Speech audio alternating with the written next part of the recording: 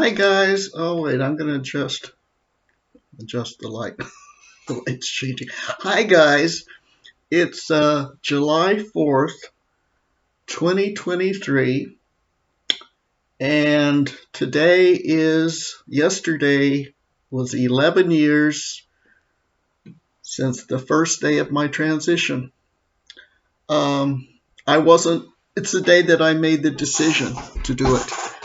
I wasn't able to start the actual physical transition till October when I saw the doctor for the first time, and surgery, my first surgery, which was January, end of January. Um, in 2000, I was 48 years old, and that's when I first found out that I was transgender. I found out because I was cruising around on the internet and I saw this word that intrigued me, and it was boys, and it was spelled Boyz, and I thought, well, that's an interesting word. So I started following the thread, going around, and next thing I know, I'm reading about trans men, transgender, and I'm reading it, and it's a social group, and they're talking, and there's all this other stuff, and I thought, that's what I am. 48 years of not really being able to figure out. Things were strange. I was confused. My family was confused. Um, they didn't know what to make of things I did and whatever. And so I'm going to look at my notes. I had always felt different, but at that point, at 48, I finally realized why I felt that way, and I finally started finding out what I could do to become the person, the body that I had always wanted to be, that I'd always been. And so I started researching, and I took the next 12 years to read and study and try and make a decision, because I knew it was permanent.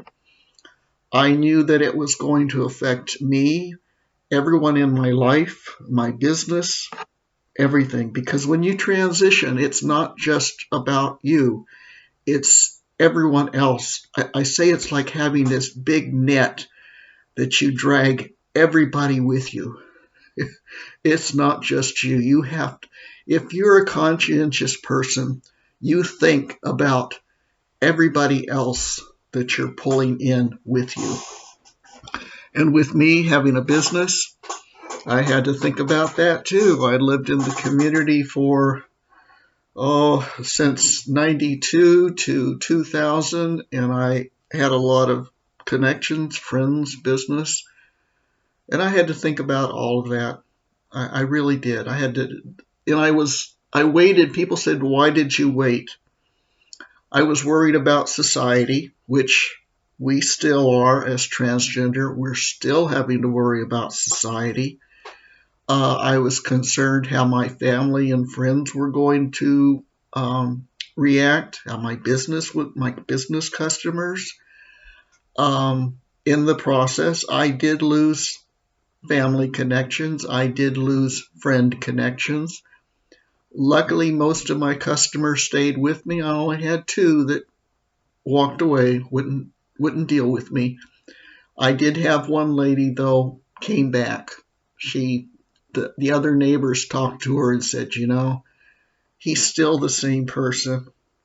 He looks different. He has a different name, but he's still the same person. And she finally came around to realize that, yeah, I was. So I only lost one customer. But I tell people that's something that's going to happen. It is going to happen. And you may hear about it, but you really don't think about it. When you first start, all you can think about when you finally, like in me, after 12 years, finally making that decision to do it, you're so excited about going into the medical procedures, lining up the doctors and the surgeons and all that there's some things that you just don't think about. You don't hesitate to go under the knife. You don't hesitate to start taking cross hormones. That stuff really doesn't really set in with you. And it's after. Anyway, let's see, where was I? Yeah, it was scary. It affected me. It affected everybody. People say, how old were you when you realized or thought? And even though I didn't have a word and the concept for it, I first started feeling something or the consciousness of it when I started kindergarten at age 5. When I started school in the 57, girls and boys dressed different. They had to act different. Girls got to play house during recess, and the boys got to go out and play in the sandbox and football, and that's where I wanted to be. I didn't want to be playing house. It's like, no. So that's when I started seeing the differences and feeling the differences. And back when I was growing up, the dress code for girls was you wore dresses. You wore dresses to school, to church, sometimes to outdoor activities like Disneyland. You'd wear dresses on dates. And as you got older, you carried a purse and you wore pumps or high heels. You wore makeup, earrings. That stuff just, you know. Okay, so the first time I remember trying to cross to pass as a boy, I've actually got a picture of it. Hang on a second. I've got a runny nose. I was 7 years old. It was 1959. And for some reason, my mom had bought me a pair of jeans and a blue kind of an Oxford shirt. And to me, that was boys' clothes. So I didn't get to wear that kind of stuff much. And I had my pixie haircut, and I had a pair of girl shoes on, but they were kind of a black leather patent thing, so they kind of looked like boy shoes. And I was so excited that day. And my mom was taking pictures of me and my dad and my little dog out in the front yard. We were playing. My dad was watering his roses, and I was playing with the dog, and I went over and was standing with my dad, and my mom took pictures of that day. So I've got that. That's just, it's permanent. That picture is there. Anyway, my dad and I went to the auto shop, and I always like to go everywhere with him. The auto shop, the hardware store, the paint store, the garden, the nursery, whatever, Dad. I wanted to be there. And so we went to the auto shop to have the car fixed, and we were inside there, and I'm a boy. I'm so excited. I'm a boy. And this man walked up to me and says, "Oh, what a cute little girl." And I thought, oh, no. I didn't look like that, but it was just inside me. It was like, oh, no, I hadn't passed. They didn't see a boy. They saw a girl. And so that was it. That was the first time that I consciously tried to pass. I played sports with the boys and all of that, and I was a tomboy and all the boy stuff. But here we go with the nose. But to actually consciously feel like I had dressed and looked like a boy, that was it. So that's when that kind of stuff all started. Let's see. Then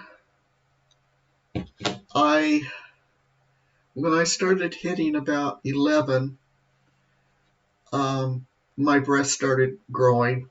Not much, but enough that my mom took me to the store and said we were going to have to buy me a training bra.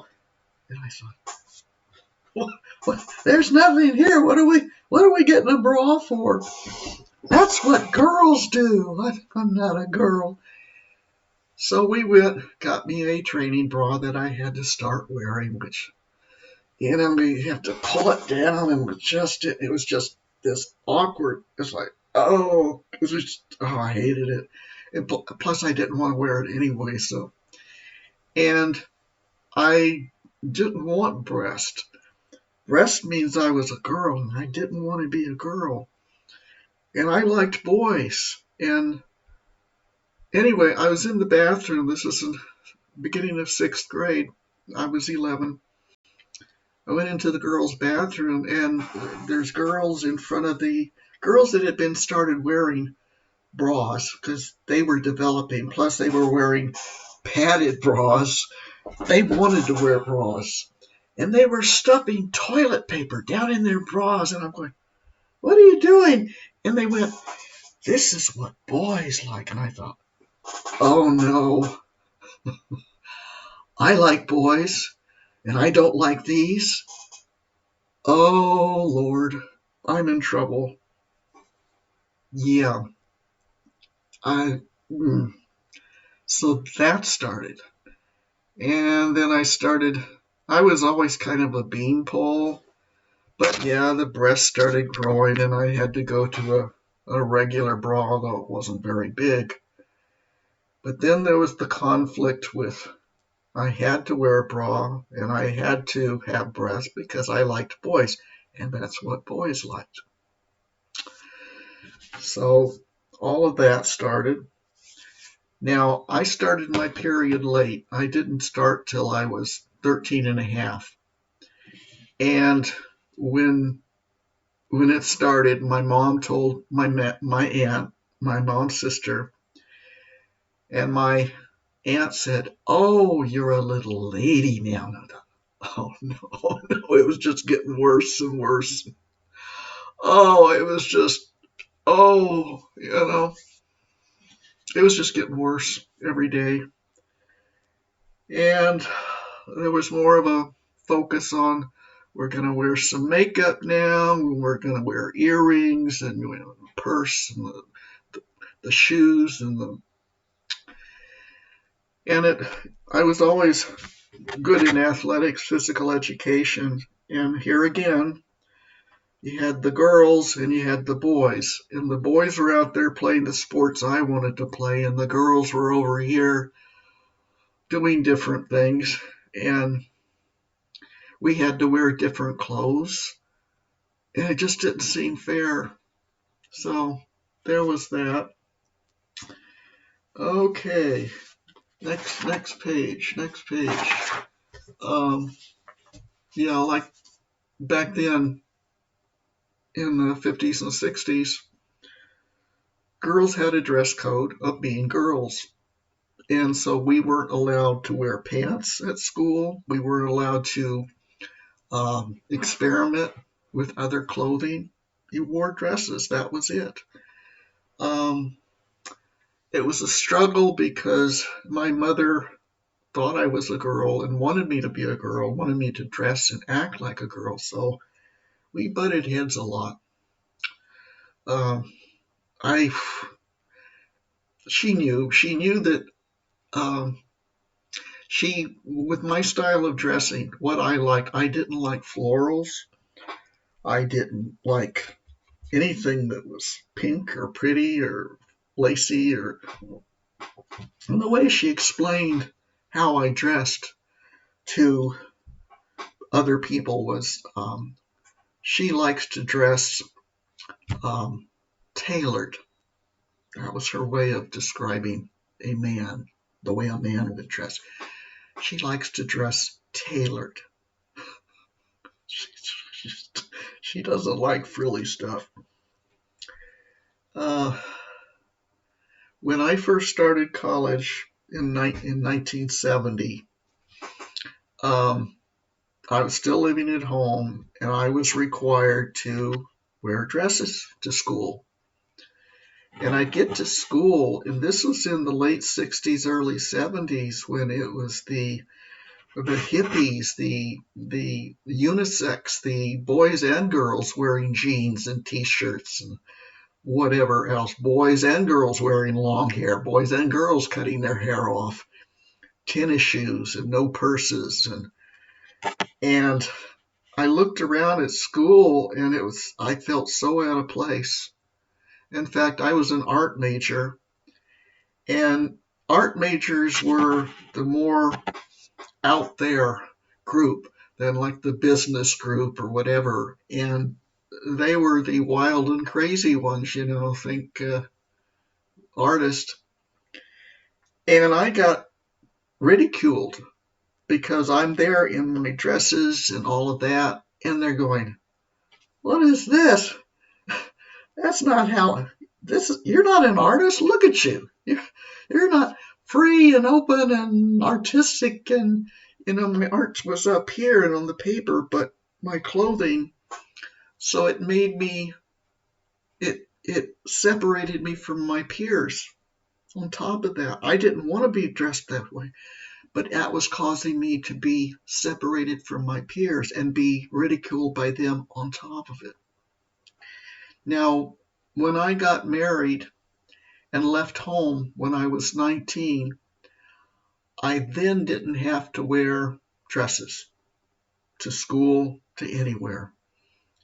And so I started going to college my second year wearing jeans and t-shirts and leather belts and tennis shoes and moccasins and letting my hair grow. I was one of the crowd finally, and I was also one with myself. And I, like a lot of transgender, if you talk to trans men and trans women, most of them will tell you that in an effort to try and disguise what they really felt and to try and conform, they would become super that gender. Like trans women that were born male would become bodybuilders and firefighters and military, SEAL, and motorcycle riders, grow beards, and burly men trying to fake it. And for me, it was a combination of one minute trying to be dressy, frilly, pretty, all of that, sit right, dress right, walk right, and then finally say, "I'm tired of this," and being male. And it just went back and forth. So I went through that as a trans man born female, trying to be female, feeling like I was cross-dressing as a female because I was really male. So I went through all of that. Okay, so I've gone through all that, and all that, blah, blah, talking about that, blah, blah, blah. Now, after I found out I was transgender at 48 and started reading up and learning what I could do, I then took the next 12 years. It was another kind of hell altogether. The first 48 was like, what's going on? And then I took the next 12 years, like I said, it was another kind of hell because I was flipping back and forth between, do I make the transition? Do I make the leap or not? Because like I said, you don't just do it of your own. You're taking everybody in your life, everything along with you. You're affecting you're transforming their lives as well. And like I said, if you're conscientious and caring, you're going to think about that stuff. I think a lot of the really young guys that really don't have a lot of history baggage. They don't think in terms of, I got to think about my parents, my grandparents, I don't have a business to think about. I don't have this history that I have to think about. They're just, this is what I want. At 5, they'll tell you, I've been waiting my whole life. I said, try waiting 60. Um, but if you get older, you've got tons of baggage, years of history, and you have to think about that stuff. And so uh, that's what those 12 years was. It was a combination of thinking about that. It was a combination of society. Like I said, we're still going through that. Um, it was a combination also of still thinking about what boys liked was breast. And if I became a boy, a man, all at once, what happened to that? And that's still an ongoing problem with me. And I'll talk about that later. But that was another thing I really thought about. If I get rid of the breast, if I start taking the hormones, what's going to happen to me? Because my husband and I were in the throes of getting ready to go into a divorce. So I knew that relationship was going to quit, which was going to throw me back out there in terms of dating, perhaps. So that held me back.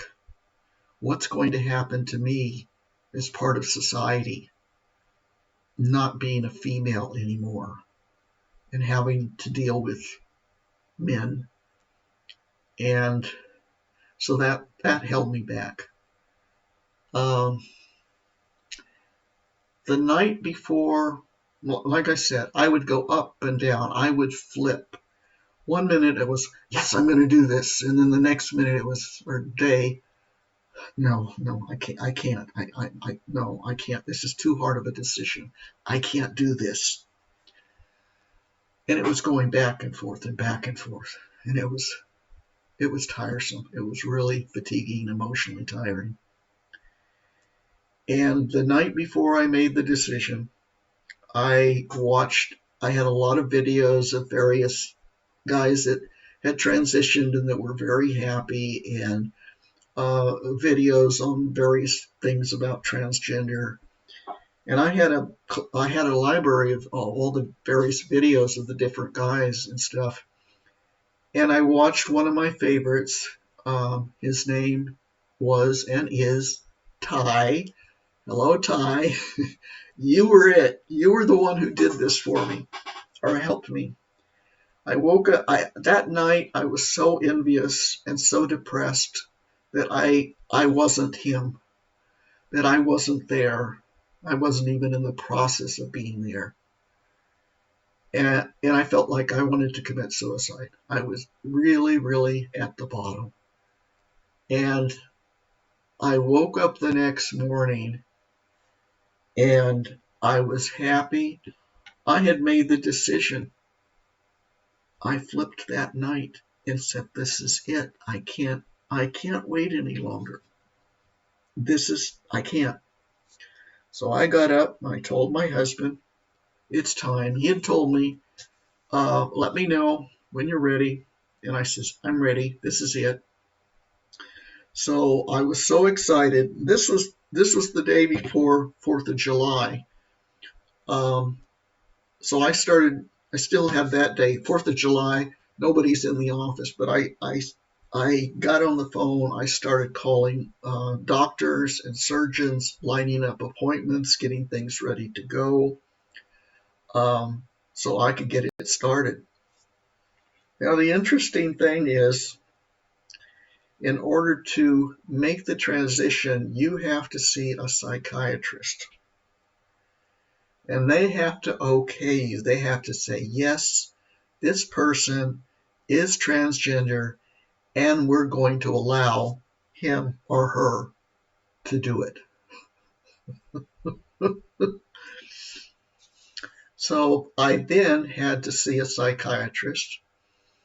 And after she saw me, then I had to bring in my husband, who had to say, yes, trust me, she is transgender. Trust me. I and the whole family, because I had already at that point then told my mom and my sister and my friends.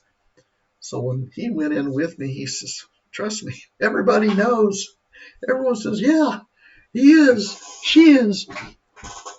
So I finally got that. I had to get a letter from her saying, yes, he can go ahead. So then I had my first appointment with the doctor in September, and they had to do all the blood work and all of that to make sure that I was physically okay to do the hormones and get the surgery and all of that.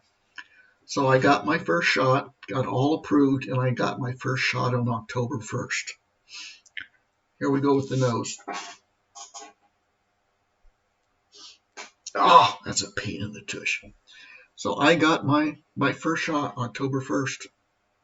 And then I got my first surgery January 23rd. And so that was the story of leading up to the day that I physically started. Now, at this point, I'm going to pause the story here because I'm already a long time going on with it. And then I'll start the story from the point of October 1st, making the transition, the medical transition, and the legal and all of that.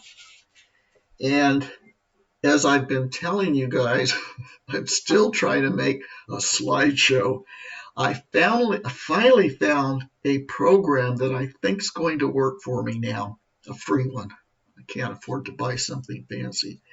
And so I'm still working on that. And in that, I can show you the picture of the day that I thought I passed when I was 7. Okay.